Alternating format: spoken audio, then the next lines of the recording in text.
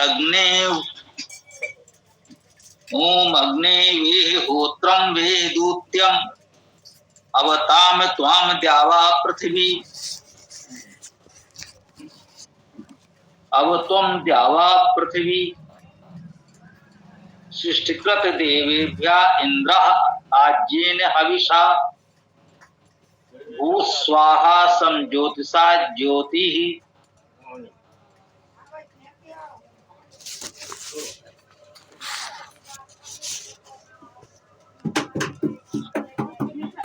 अग्नि हे अग्नि संबोधन है, हे अग्रणी परमेश्वर। वे होत्रम, अब वे शब्द है, इसमें वे धातु का अर्थ बुनना, बी धातु का अर्थ गति करना, व्याप्त होना, प्रकाश होना, उत्पन्न करना भी है। अग्नि हे अग्रणी प्रगतिशील परमेश्वर, वे अर्थात जानते हो, बनाते हो। गत्यर्थक धातुओं में जानना और पाना का अर्थ होता है, ये हमने बताया था। तो ये भी गत्यर्थक धातु है, इसलिए इसमें जानते हो का अर्थ मंत्रार्थ में दिया हुआ है। इसमें व्याप्त होना का अर्थ भी है, तो व्याप्त हो, व्यापक हो, ऐसा अर्थ भी कर सकते हैं। प्रकाशमान हो, प्रकाश भी इसका अर्थ है। उत्पन्न करना भी है, सबको उत्पन्न करने वाले हो। ये वे छोटा सा पद है एक वर्ण का, और इसमें इतने अर्थ नहीं होते। यही वेद की अर्थ गंभीरता और अर्थ विस्तार, ये हमको समझना ही चाहिए।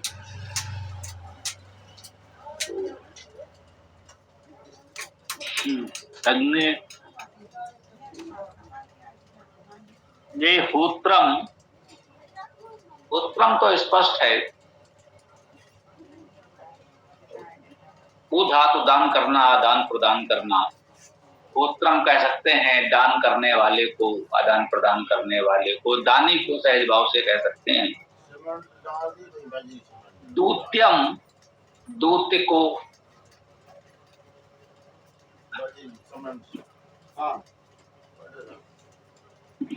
दूत्यम में गतिशीलता का अर्थ ग्रहण किया गया है।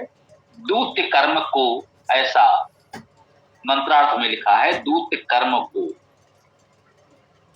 दूधातु का अर्थ जाना, चलना, गति करना तो है ही। ये दूत कर्म गतिशीलता ही है। लोक व्यवहार के दृष्टि से दूत उनको कहा जाता था जिनको विभिन्न संदेशों के साथ इधर उधर अन्य लोगों के पास भेजा जाता था, तो उनको कहते थे दूत। भाई ये उनके दूत बनकर आए हैं।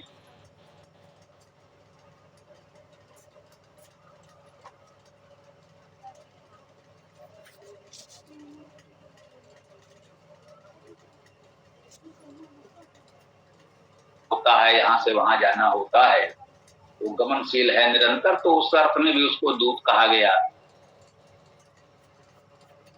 और सुगंध लेना, श्रम करना, तप्त होना, ये अर्थ भी हैं।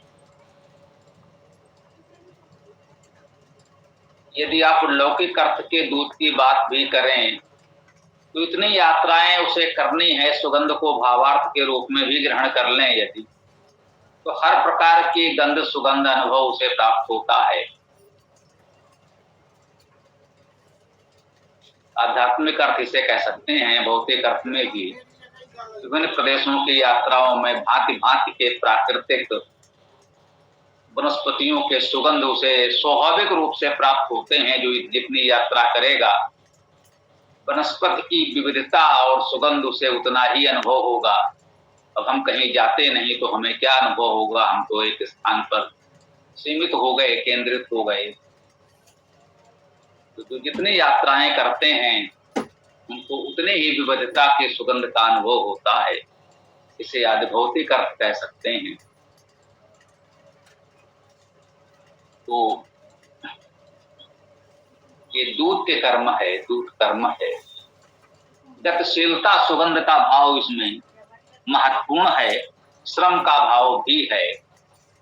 गतिशीलता, सुगंध और श्रम, कहते हैं श्रम का भी सुगंध है।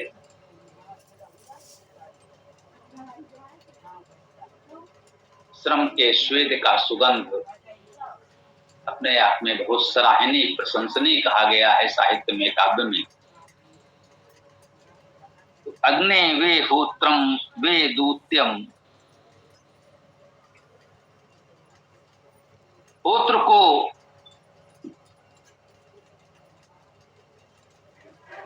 व्याप्त करते हो। वे शब्द को पुनः देख रहे हैं, इसमें गति व्याप्त प्रकाश सृजन का भाव है।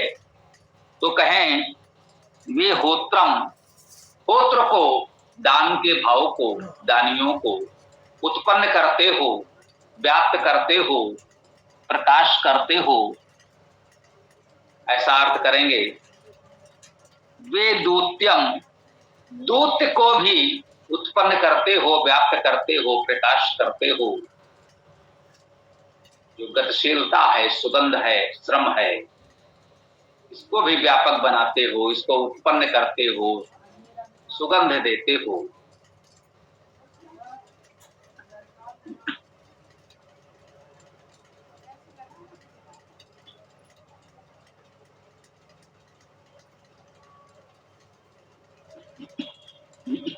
अवताम, अवधातु है रक्षण के अर्थ में, रक्षा करना, पालन करना, अवधातु।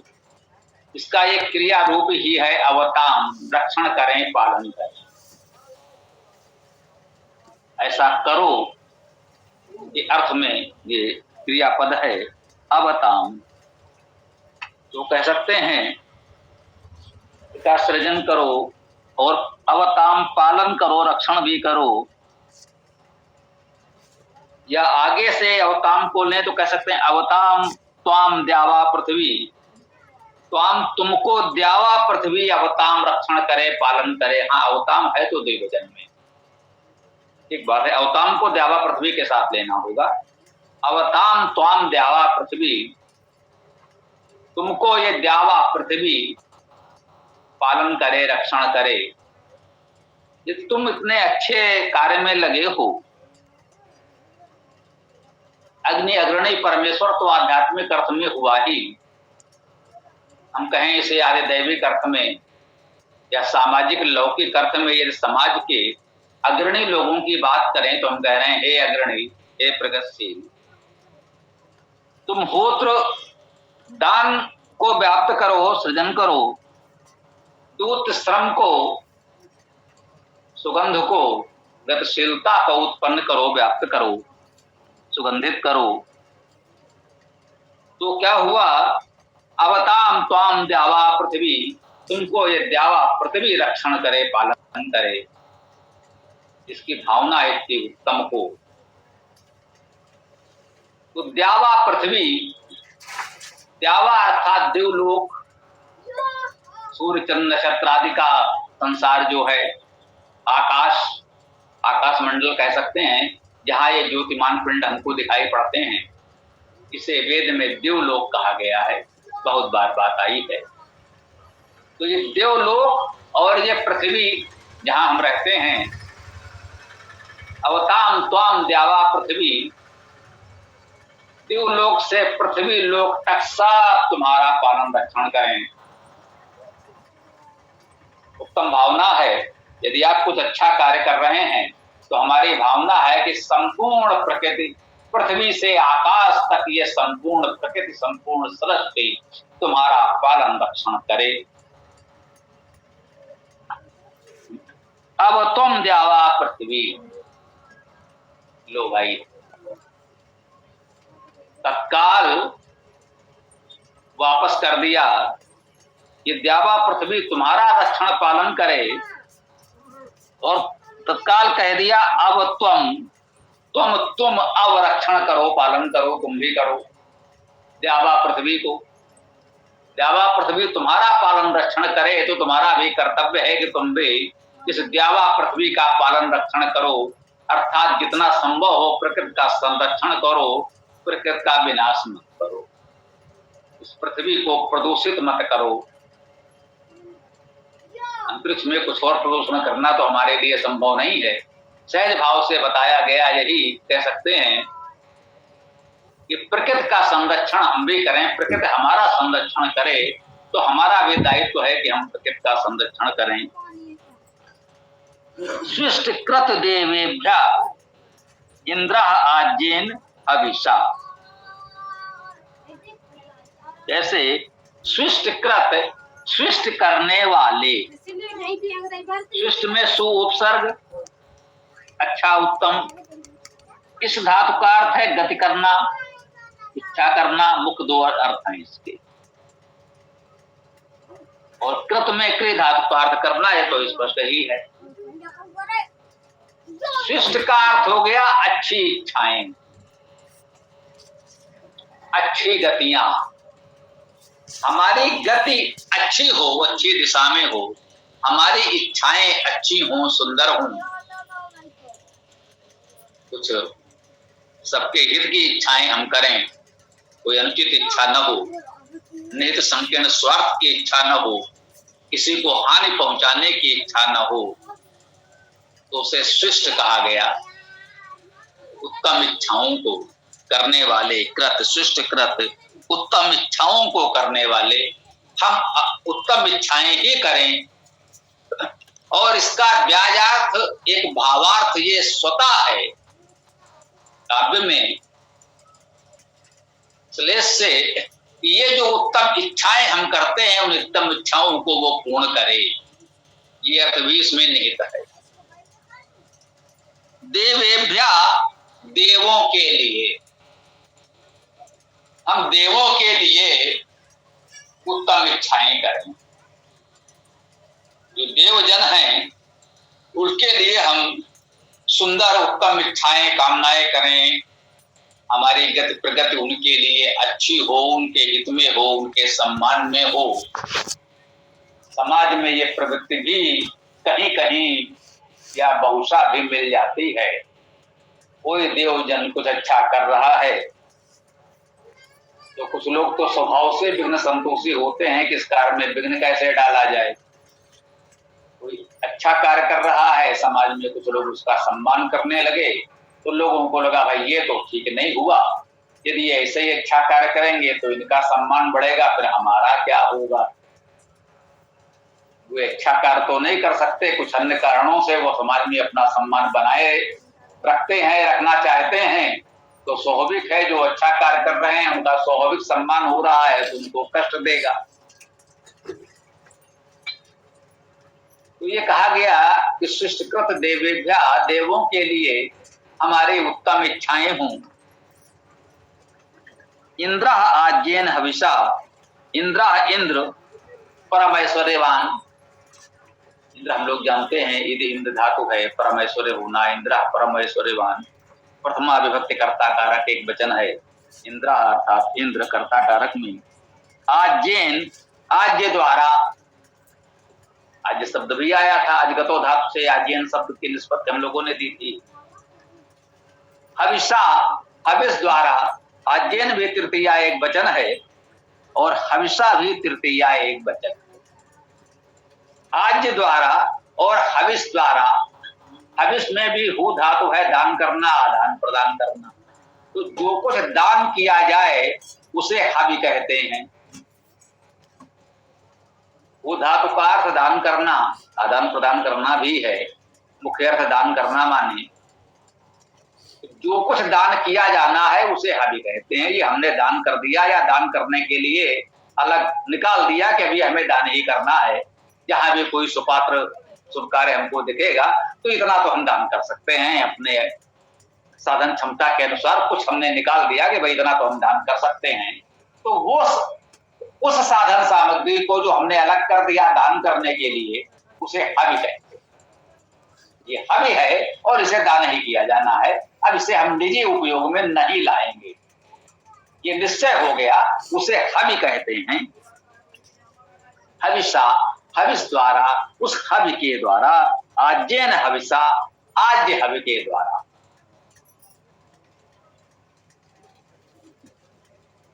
प्रगतिशील विद्या के दान के द्वारा इंद्र, इंद्र देवेभ्या देवों के लिए सृष्ट करने वाला हो। भूत स्वाहा सम ज्योतिषा ज्योति।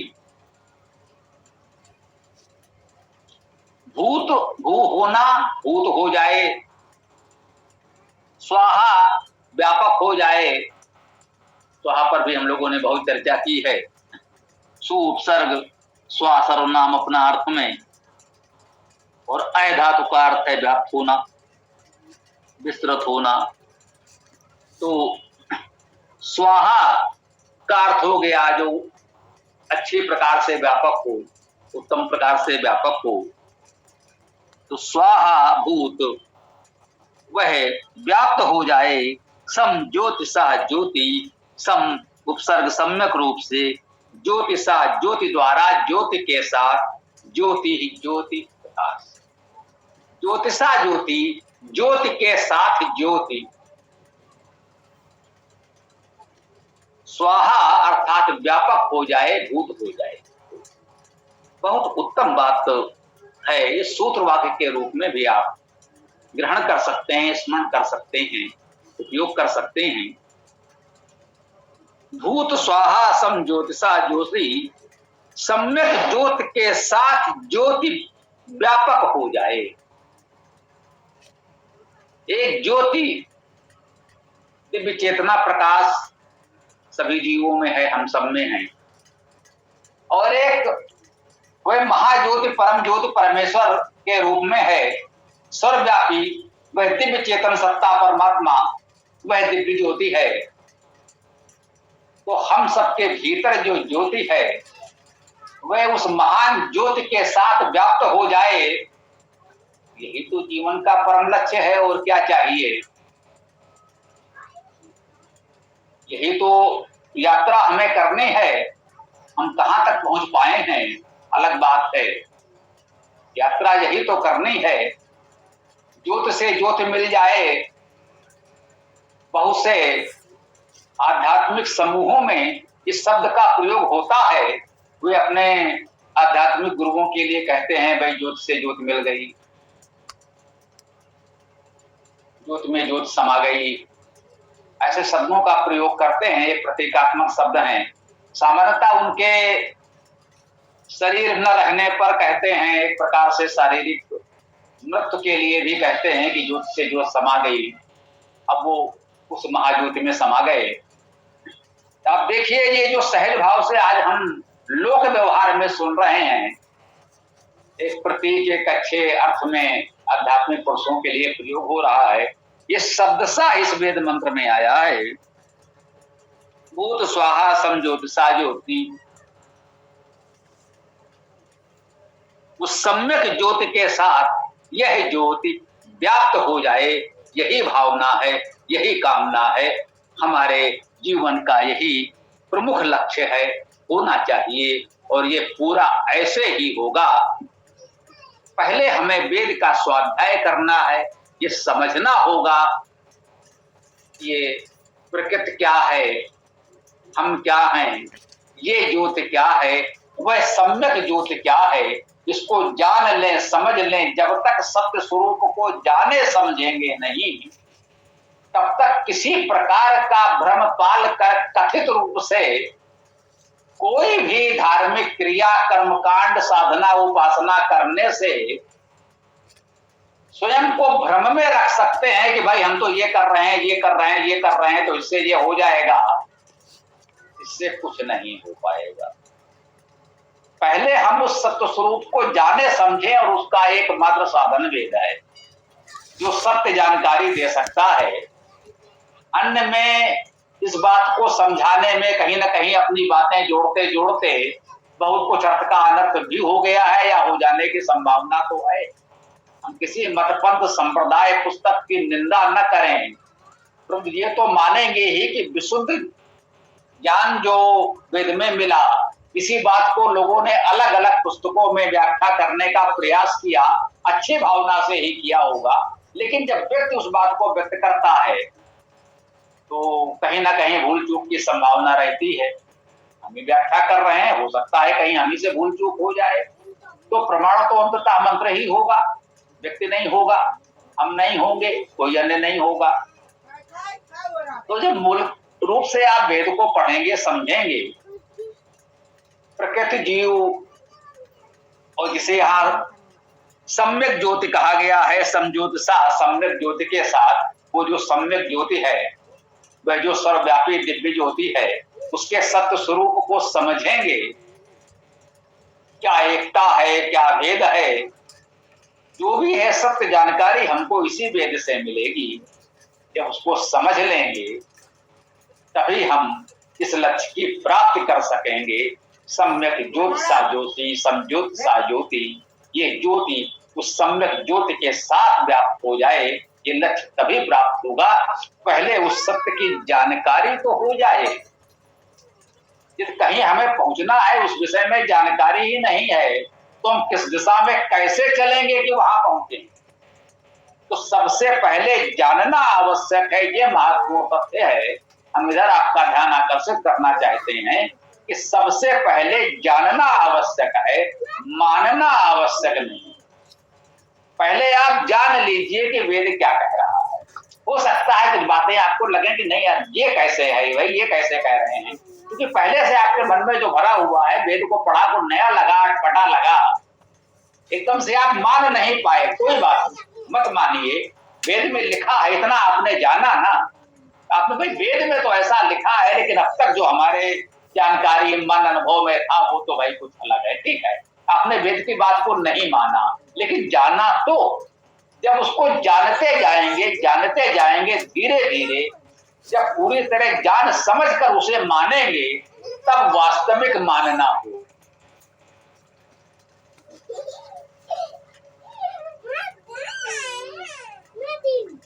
हमारा पिता आदि हमारे पिता पूर्वज हैं, बड़े हैं, या समाज में कुछ लोगों की आध्यात्मिक प्रतिष्ठा है कि भाई ये बहुत बड़े साधु संत हैं, उन्होंने किसी भाषण प्रवचन में कोई बात कह दी और आस्था श्रद्धा से कि भाई ये तो इतने बड़े हैं, कह रहे हैं तो ठीक ही होगा, मान लिया। ऐसा मान लेने का कोई अर्थ नहीं होता। जहां जरा सा भी कहीं कुछ दूसरा पक्ष आएगा तो हम विचलित हो जाएंगे। जब अच्छी तरह जान लेंगे फिर जो मानेंगे, फिर विचलित होने की कोई संभावना नहीं होती। जब सत्य को विशुद्ध रूप में जान लेंगे तभी ये स्थिति संभव होगी, तभी हमें इस बात का अनुभव होगा कि वही सर्वव्यापी परमेश्वर सर्वत्र है, सब में है, उसकी सर्वव्यापकता का अनुभव होगा। तब उस समज्योति सा सम्यक ज्योति के साथ इस ज्योति को स्वाहा व्यापक बना सकेंगे। यही इस मंत्र का मूल केंद्रीय भाव और मुझे लगा अति उत्तम संदेश है।